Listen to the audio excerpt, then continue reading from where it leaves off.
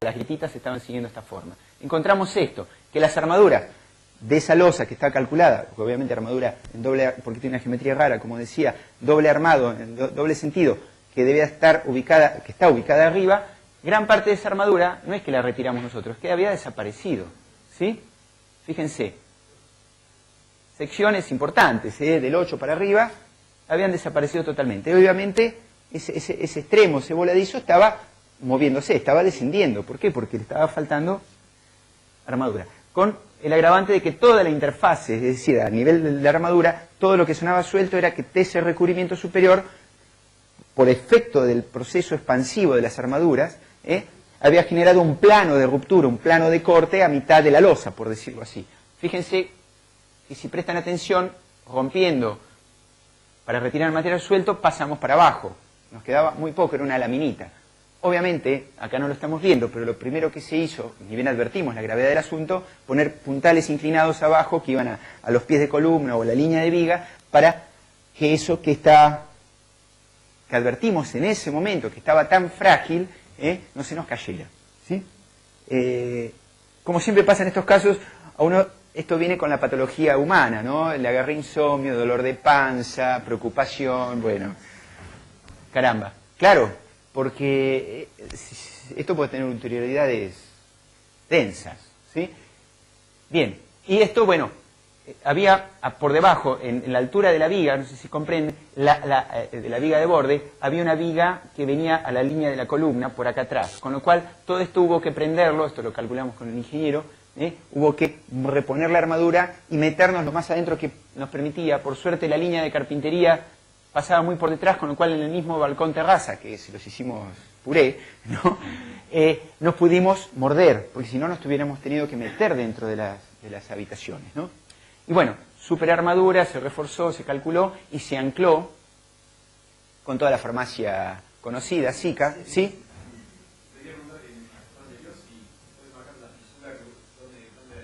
Ah, las fisuras estaban encontrándose acá.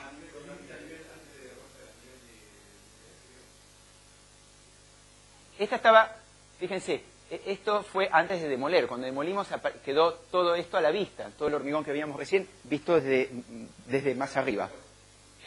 La losa está a este nivel. Acá viene la losa, baja la viga y tiene este dientecito, que es lo que estamos viendo acá. ¿Comprenden? La grieta inicial se daba en este nivel, ¿sí? Porque el murete evidentemente quedaba un poquito más alto y la losa ya estaba cabeceando, porque eso se dan mecanismos estructurales de por arco, en fin, otros mecanismos resistentes que a veces las cosas quedan como colgadas mágicamente, pero la estructura está yéndose, ¿sí? Bueno, ¿sí? No, era el único que tenía eso, porque el culpable había sido, el culpable entre comillas, ¿no? El malo de la película había sido el balcón, el cantero que le habían hecho sin impermeabilizar y que por años estuvieron regando las plantitas. Y toda esa humedad pasó para abajo, quizá manifestaba afuera, no lo sabemos, nosotros cuando lo vimos no, y seguro que manifestaba hacia abajo, pero hacia abajo tenía un hermoso cielo raso que estaba oculto a la vista. Entonces, moraleja, hay que agudizar los sentidos a la hora de inspeccionar las obras, porque a veces grietas o fisuras relativamente inofensivas se tornan en algo o son indicio de algo mucho más grave, ¿sí? Entonces hay que ir con pie de plomo, ¿sí? No tenemos que subestimar, honestamente lo digo, sin ánimo de asustar a nadie, los síntomas que uno enfrenta. En la medida de lo posible tiene que ir sobre seguro. Pero honestamente nos sorprendió. Nosotros ni de casualidad, ni nosotros, ni la empresa, ni los propietarios, ni de casualidad pensamos que teníamos un daño de esta magnitud. ¿En cuántos años se produjo esas lesiones? No menos de 10 años. No menos de 10 años. 15, yo te diría por lo menos, por la antigüedad del edificio y eso. Bueno, por supuesto toda la farmacia SICA, ¿no? Las barras que se podían tratar, se trataron con los anticorrosivos, ¿sí? Después, puente de adherencia, a morir, ¿no? SICA Duro 32 Gel o el que sea, perdonen la marca, pero son los productos que recuerdo usamos. Acá está toda la ferretería que le pusimos. En los lugares que nos quedaba hormigón íntegro, donde no habíamos perdido la capa superficial, nos anclábamos, aserramos y colocamos las barras estas, y si prestan atención, están perforadas en el extremo, entonces tenía el anclaje con el pegamento más el anclaje mecánico, le hicimos un gancho en la punta, ¿sí? De la profundidad de la losa. Total, teníamos cielo raso abajo, no había problema. Con lo cual, anclamos y, por supuesto, todo esto que están viendo ustedes acá son adhesivos epoxi, ¿sí? Entonces, la barra queda totalmente tomada, pegada al hormigón. Por supuesto, toda la interfase, todo esto iba por partes, hubo que ir metiendo un hormigón que dosificamos desprofeso, con todo lo que recomendaba hace un rato, y en la medida que lo iban echando, previo, se pintaba con el Cicadur 32 gel, el puente de adherencia, para lograr un íntimo contacto entre el hormigón viejo y el nuevo, ¿sí? Por supuesto, la remoción del hormigón tiene que ser muy meticuloso. Uno no puede dejar hormigón suelto, porque si no lo que le pongo arriba no tracciona. Tenemos que lograr que lo viejo y lo nuevo se unan íntimamente, con lo cual es muy importante el trabajo de retiro de todo el hormigón suelto, flojo, desprendible. Esta es como la trilogía clásica, ¿no?, de la recomendación. Bueno, y después se completó el hormigón y se colocó, se hizo un murete de ladrillo hueco, volvió toda su imagen anterior, se colocó piso, etcétera, ¿sí? Y se le dijo a la señora, no más macetas, canteros, macetas sí, ¿no? Se hizo bien la impermeabilización, en fin, bueno, nada. Pero cosas que parecen, yo cuento este caso porque nos parecía siempre interesante en el estudio, porque son casi inofensivos y risueños, y te encontrás con, perdón la palabra, pero con un bolonqui, que vos decís, ¿qué hace un tipo como yo en un lugar como este? ¿No? ¿Por qué me toca a mí esta? Porque claro, uno que está como director de obra, la pelota, y tenés que enfrentarla, tenés que arreglarlo el asunto, no puedes ir corriendo, ¿sí? Bien. Este otro caso también, inofensivo. Administrador muy preocupado y consciente de estos, que de acá nomás, de los que uno podría recomendar. Estaban sueltos estas columnas sobre línea municipal, tenían un revestimiento pétreo, aquí se ven todavía las piecitas, eran mármoles, ¿no? Que sonaban a hueco, le dijeron, bájalos y vamos a hacerle el revestimiento nuevo, sin sospechar que había un proceso de corrosión muy importante en las armaduras de estas columnas, que son columnas, si bien son de borde, están en la fachada, 12, 15 pisos para arriba, es decir, un edificio con una carga interesante. Fíjense que la sección que tienen y la separación que tienen, ¿no? Más allá del diseño estructural, digo, tiene unas cargas interesantes, ¿sí? Esto es el arranque, esto tiene que torcer el cuello. El piso está acá, la columna sale para arriba. Humedad, capilaridad, ¿sí? Sospecha de qué es lo que estaba pasando, ¿sí? Humedad. Fíjense ustedes, se retiró, esta era, es más, había estado pintada en algún momento amarillo y rojo para que no se lo tragaran, se ve en el ingreso a la cochera. Tenía igualmente el revestimiento, pero fíjense ustedes la barra, pero el manchado profuso de óxidos en la masa del hormigón. Ya esto nos dice claramente, ¿es un hormigón de buena calidad, muy compacto, con una red porosa muy cerrada, o es un hormigón de baja calidad, con una red porosa generosa? ¿En qué caso estamos? En el segundo, sin duda. ¿Por qué? Porque y además hay mucha humedad, porque los óxidos, en su proceso, es decir, el agua que produce la corrosión, encima los óxidos muy solubilizados, y tienden a equipararse las presiones de vapor, entonces tiende a evaporarse en superficie, con lo cual la misma red capilar que le permite subir, también es de la que se vale para poder evaporar. Y en su evaporación, en su camino, mancha toda la superficie de hormigón. ¿Se entiende lo que digo? Entonces, por eso aparecen estas manchas. Ya uno, cuando ve estas cosas, se le entran a prender todas las alarmas. Es el comandante que dice, Houston, un problema. ¿Sí? Perdón, el revestimiento no era original, ¿no? Creo que sí, que era original. Sí. Los mármoles eran originales, pero tenían reparaciones, pero ahora vamos a ver. Sí. Se habían desprendido y los habían vuelto a colocar. Era así, ¿no? Bueno, un detalle más cercano al mismo, ¿sí? Fíjense ustedes, la barra es una cosa así, pero la mancha es una cosa más importante, ¿sí? Estribos, cortados, el estribo del 6 eran, si no me falla la memoria, ¿sí? Acá los tenemos, con la mano, ¿no? Quiere decir que la estructura bastante afectada. Bueno, nuevamente, perdonen la tortícolis, hay que ponerse así, la vertical está así. ¿Ven las fisuritas? Aquí donde estoy marcando, ¿sí? La misma columna, inmediatamente después, ¿sí? Fíjense ustedes, la fisurita era muy pequeña. ¿Por qué?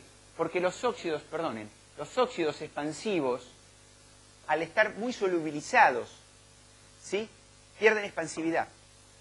Entonces, donde tengo mucha presencia de agua, los óxidos se solubilizan, lo dice María del Carmen Andrade de Perdiz acá, porque en otro caso nos tocó, decimos, ¿cómo?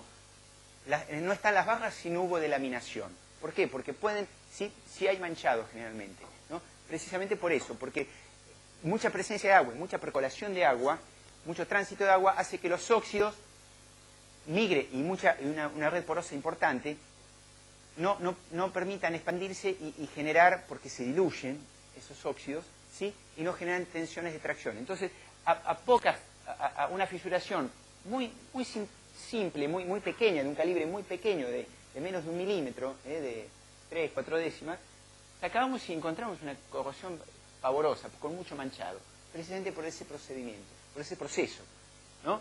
Y fíjense, típico, miren, esta barra limpiada, era una barra redondita, aleteada, toda la milonga. Miren la pérdida de sección, ¿Este es tu dedo? Ah. Fíjense ustedes Sí, no son los dedos.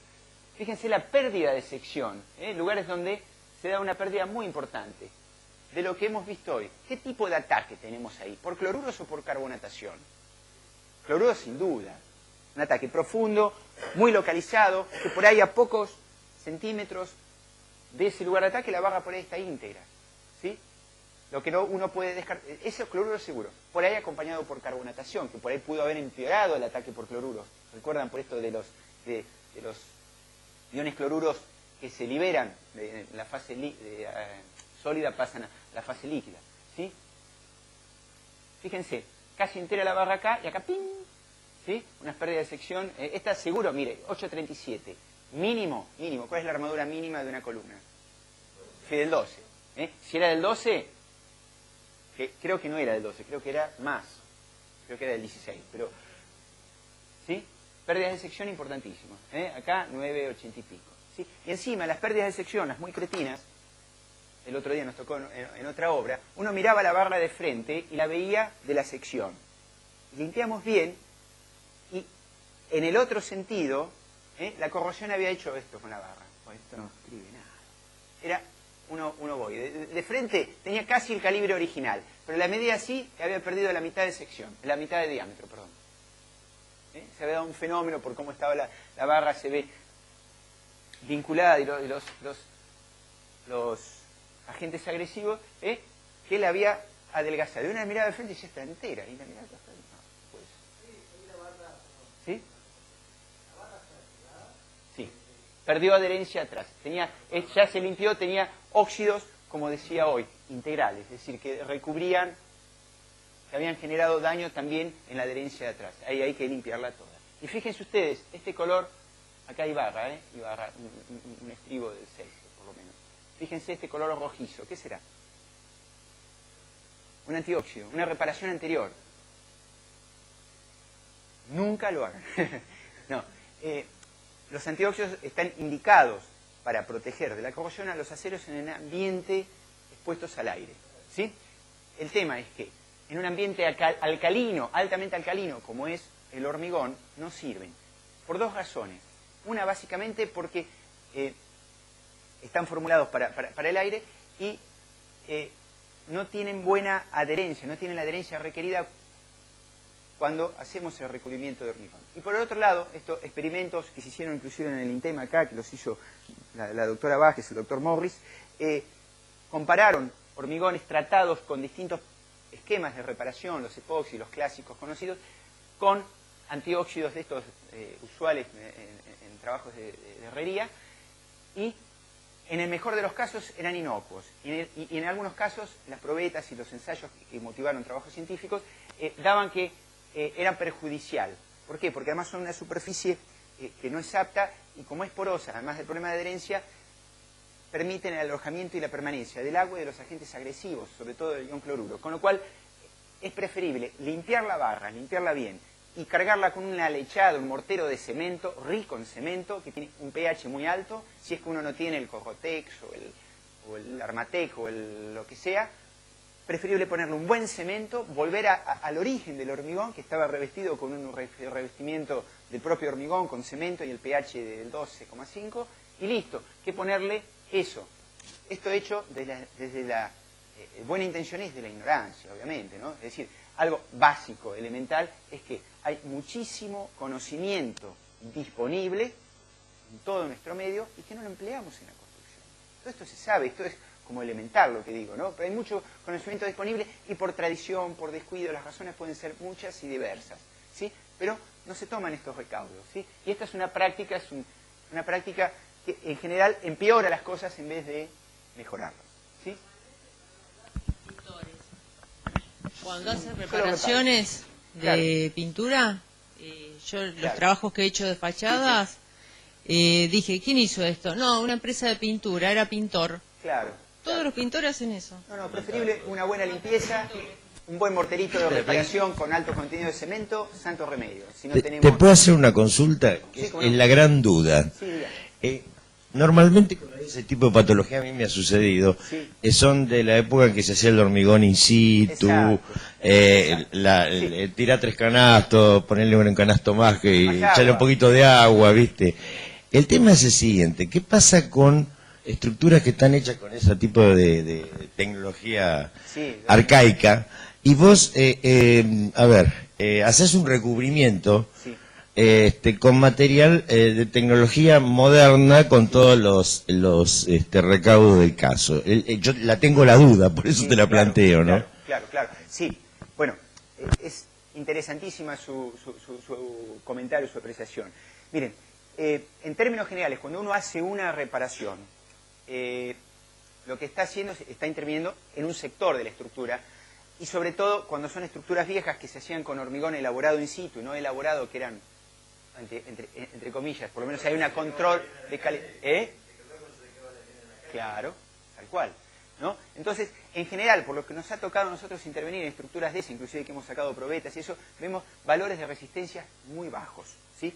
Hormigones, y además con muy erráticos en sus valores de resistencia. Con lo cual, si uno le hace una reparación con toda la farmacia, con un hormigón de reprimera, por ahí tenemos un hormigón H13 y le estamos haciendo una reparación que en definitiva, si uno lo analiza, es por ahí un H21 o más, ¿no? Que tiene una alcalinidad enorme. Se corre el riesgo, si las condiciones en las cuales de contaminantes y de presencia de humedad y disponibilidad de oxígeno se siguen manteniendo, corre el riesgo de que lo que reparó se permanezca íntegro, pero los sectores aledaños a la reparación, que las barras siguen estando en un hormigón de la calidad que usted decía, ¿no? Y que siguen teniendo humedad, oxígeno, todos los otros factores, por ahí se da una corrosión acelerada de los sectores próximos a las barras que yo reparé. Con lo cual, moraleja, es decir, yo la reparación la tengo que hacer bien. Por ahí no hay que exagerar, no hay que sobreactuar, pero los productos que le ponemos, tampoco, sobre todo si compramos predosificados, tampoco podemos alterar las características de un Cicatop Modul 615 o cualquiera de ellos, ¿sí? Le ponemos ese. Lo que sí tenemos que hacer es cortar el círculo de esa pila electrolítica que decía, ¿no? Y seguramente sí, tengo muy facilitado el ingreso de agua, que no llegue agua a ese lugar, secar la estructura. Si le puedo poner un revestimiento que además me permite a mí alejar el oxígeno, ¿sí?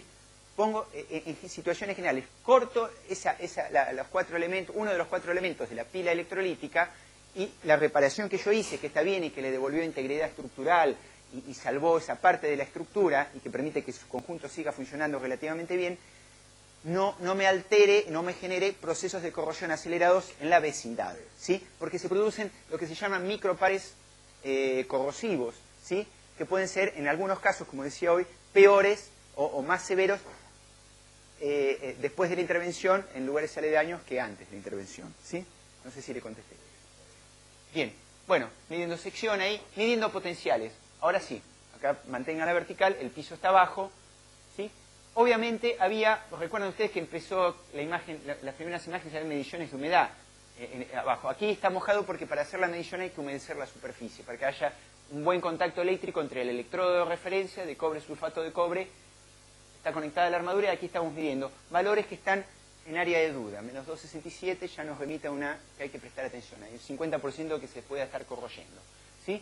El tema es que, ustedes dirán, pero ¿por qué se corroyeron tanto estas armaduras, estas columnas? Porque después descubrimos que había una pérdida en un pluvial muy próximo, que bajaba del edificio, de las terrazas del edificio, salía de la vereda, porque habían hecho una reparación después, recopilando información del encargado y de otra gente, habían hecho una reparación en la vereda que habían pretendido reparar el pluvial y nunca lo habían podido reparar, con lo cual había seguido perdiendo agua. De hecho, daba cuenta de esto, sobre línea municipal había 2 subsuelos seguros. En el primer subsuelo había un lamparón enorme de humedad muy próximo a la parte superior, debajo de estas columnas, con lo cual era evidente que había una pérdida localizada de agua, ¿sí? Se levantó la vereda, se localizó la pérdida, se eliminó la pérdida esa de agua, que estaba generando mucha saturación de agua y ascenso capilar a través de las columnas, que había sido el motor de esta corrosión. Y encima intervenciones, se ve, en el pasado, se les había aflojado, vieron las armaduras, las pintaron, las repararon como vimos, y las volvieron a tapar. El proceso siguió, con lo cual, cuando se advierte de eso, bueno, fíjense ustedes, pregunta de examen, de vuelta a la vertical es esta. Acá hicimos un corte fresco en el hormigón y rociamos con la fenolftalina, ¿sí? Todo rojo, desde superficie hasta la barra, todo rojo. Pregunto, ¿el hormigón está carbonatado o no carbonatado? No. Les recuerdo, cuando reacciona color púrpura, quiere decir que el pH es alcalino, que tenemos un pH arriba de 8, de 9. Quiere decir que está más cercano a 2, es alcalino. Cuando queda transparente, no reacciona, quiere decir que el hormigón está carbonatado. Vuelvo rapidito. Recuerden el balcón. Bueno, tendría que ser otra técnica, ¿no?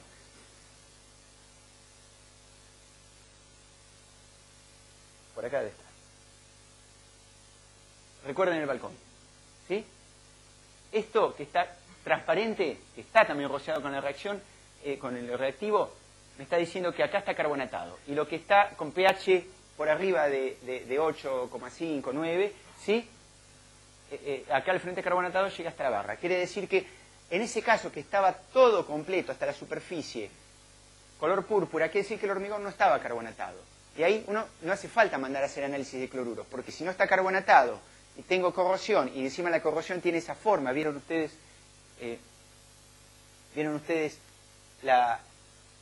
las imágenes próximas a la armadura, que era muy diente de sierra, por decir así? ¿Recuerdan ustedes eso? ¿No? No cabe la menor duda que el ataque es por cloruros. ¿Sí? No hace falta mandar, si mandamos a hacer análisis nos va a confirmar eso. ¿Sí?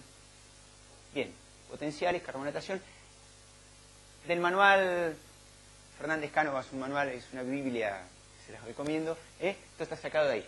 Los niveles de daño en columnas por corrosión. El primer nivel de daño que tenemos generalmente son las esquinas, lo que veíamos, ya tenemos que cerrar. Bien, en las esquinas, ¿sí? Y comienzan a verse armaduras, a verse en la traza las armaduras principales y a aparecerse también las transversales, ¿sí? Ese es un nivel A. El B, ya tenemos delaminación, aquí es fisuración, la esquina está. Aquí ya la esquina no está, tenemos fisuración, agrietamiento y desprendimiento, ya aparecen las esquinas, ¿sí? De las 4 armaduras principales, ese sería un nivel B de daño. Vemos las armaduras y vemos las fisuras transversales de los estribos. En un nivel C vemos las armaduras y ya tenemos delaminación de los estribos. Y en un nivel D ya perdimos todo el recubrimiento prácticamente y se comienzan a cortar los estribos. Y hay una pérdida de sección de las armaduras principales importantes, ¿sí? Fíjense ustedes, esto es a nivel de referencia, en cada uno, tratándose si es nueva o vieja, pero tomemos una vieja, un edificio. La pérdida de capacidad resistente, un valor de referencia. Con este nivel de daño, la estructura está perdiendo entre un 85 o un 95, si es nueva, de su capacidad portante, ¿sí? Cuando tenemos el caso B, es mayor la pérdida de desempeño, de capacidad portante, 70 a 80, en el C de 50 a 60, y cuando tenemos un nivel de daño de esta naturaleza, la capacidad portante se ve muy disminuida, ¿sí? Nos pone al borde de un colapso, de una ruptura frágil, ¿sí? Porque las barras están pandeadas, no hay confinamiento de las barras, los estribos se han cortado, ¿sí? Esta es una situación que, por ejemplo, una columnita en esta situación y un accidente, un golpe en una cochera, por ejemplo, la puede hacer colapsar muy fácilmente. Un pequeño esfuerzo horizontal puede hacer que esa columna colapse y tengamos por ahí un descenso puntual de la estructura en ese lugar, con todas las deformaciones de vigas, losas, un folclore que puede ser muy interesante, ¿sí? Bueno, ¿cómo lo reparamos? En este caso no nos quedó otra que hacer un confinamiento de emergencia y donde había mucha pérdida de sección de la armadura principal, original, una nueva armadura, una típica de manual, una típica armadura, un sunchado, con todo un recrecido de hormigón, totalmente adherido con epoxi y un hormigón con todas las características que le decía recién, alto contenido de cemento, arena de río, aditivos, etc. ¿Sí? Esto era como una arpita, ¿sí? Las barras se habían ido de paseo, hubo que hacer un primer sunchado, entonces canales para llegar hasta la profundidad de la barra principal y meterles armaduras que contuvieran las barras que ya se estaban yendo de paseo, ¿sí? Fíjense la arpita que les decía recién, ¿sí? Una disminución muy importante del desempeño. Bueno, en donde podíamos y justificaba y podíamos, hacíamos canales verticales e incorporábamos en esa sección barras de refuerzo, pero en una primer contención del problema, ¿sí? Esto en emergencia. Por supuesto, totalmente adheridas con epoxi, ¿no? Las fijábamos, estribos de emergencia, bueno, barras que se alojaban también en la losa, ¿sí? Un primer cargado, donde había perdido gran sección, y después un segundo, el sunchado propiamente dicho, que es ese recrecido con toda la armadura nueva, ¿sí? Y todo eso, por supuesto, previamente pintado con un puente de adherencia, encofrado. En algunos parches así que tuvimos que hacer, hubo que encofrar, porque el volumen era muy importante, no se podía hacer con cargado sucesivo, ¿sí?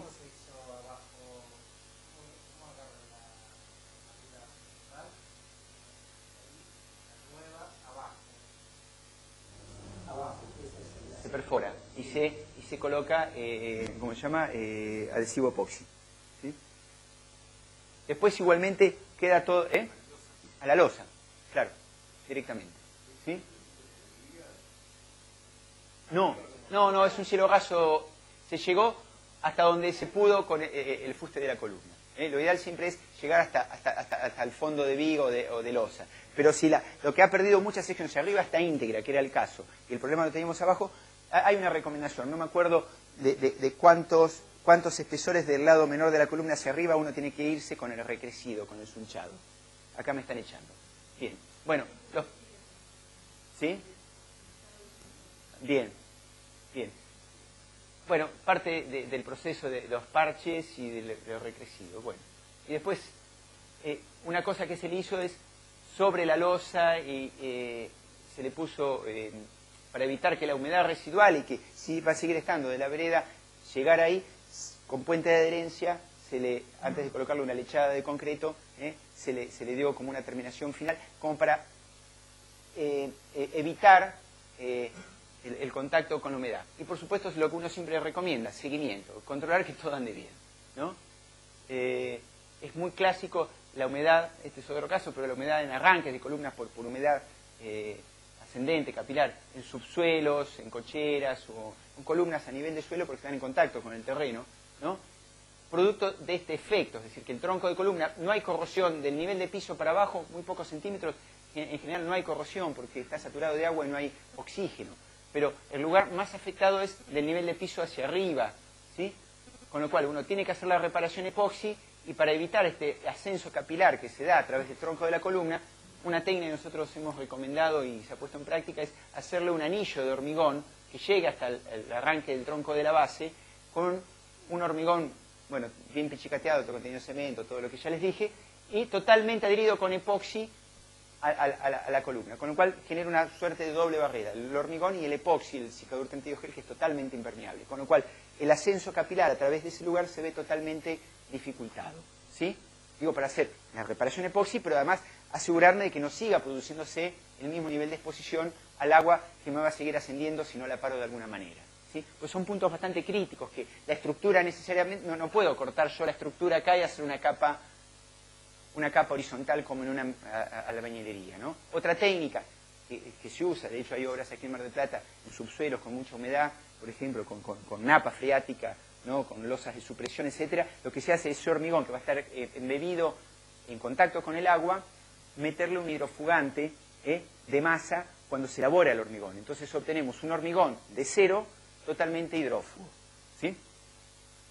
Bien. Y este último caso, balcones contenidos de cloruros. Mañana. Se los muestro mañana. Ahí está. Bien. Me echan. Queremos agradecer al arquitecto Fernández. Gracias. Lamentablemente ahora... Gracias.